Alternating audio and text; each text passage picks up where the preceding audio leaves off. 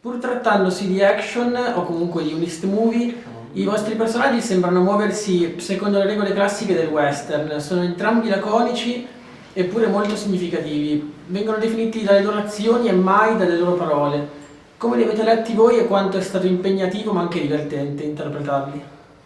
È stato molto, ma molto divertente, anche perché quando lavori su set internazionali hai modo e tempo per giocare, per creare, per sperimentare, quindi la più importante secondo me differenza tra il cinema internazionale e quello italiano in questo momento è proprio la possibilità dovuta dai mezzi economici messi a disposizione di avere tempo per provare, di avere tempo per creare, cosa che quasi sempre e spesso manca in Italia.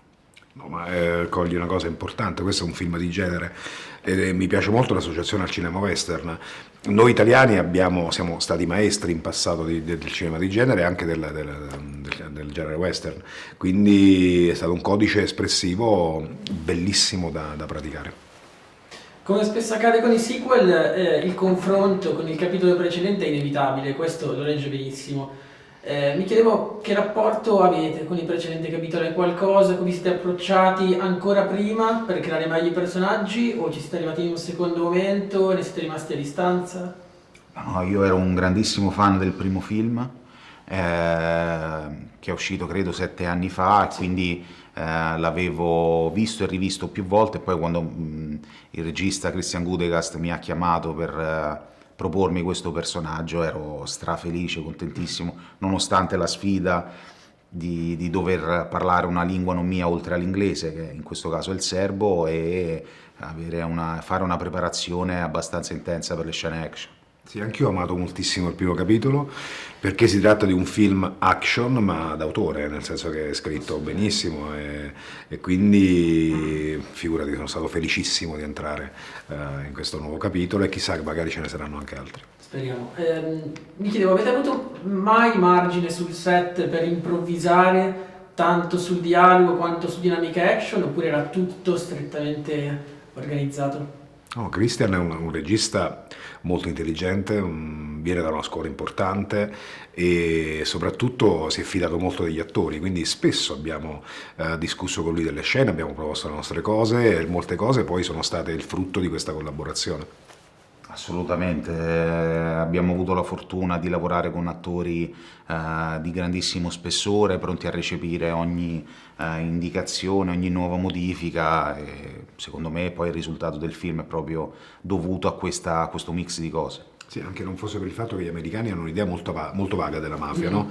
Quindi spesso parlavano della mafia, in realtà stanno parlando di altre, dell''ndrangheta piuttosto che dell'anonima sarda, quindi ogni tanto dovevamo un po' guidarli. Vi ricordo ancora sul set di Hannibal, quando ho fatto Hannibal, che gli americani confondevano i carabinieri con la polizia, quindi a un certo punto mi sono trovato in scena delle divise sbagliate e ho dovuto dire guardate che state facendo un errore.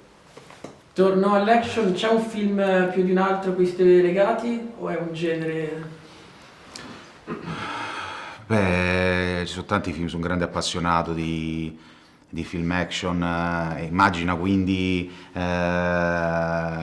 questo ragazzino cresciuto con i film di Gerard Butler, poi ritrovarsi a lavorare insieme a lui. Vabbè, ti parlo di film di Stallone, Schwarzenegger, cioè veramente un grande, grande appassionato. E ti ripeto, in questo caso Gerard Butler, che è stato ed è per me veramente un idolo, ritrovarlo sul set e ritrovare poi una persona splendida anche fuori dal set è stato per me bellissimo.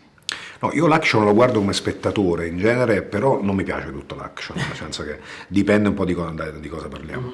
Quando trovo però degli action d'autore, lì mi diverto molto, perché mi piace vedere i personaggi, mi piace vedere l'approfondimento, la storia, quindi c'è action e action, ecco. Certo, grazie. Grazie a te.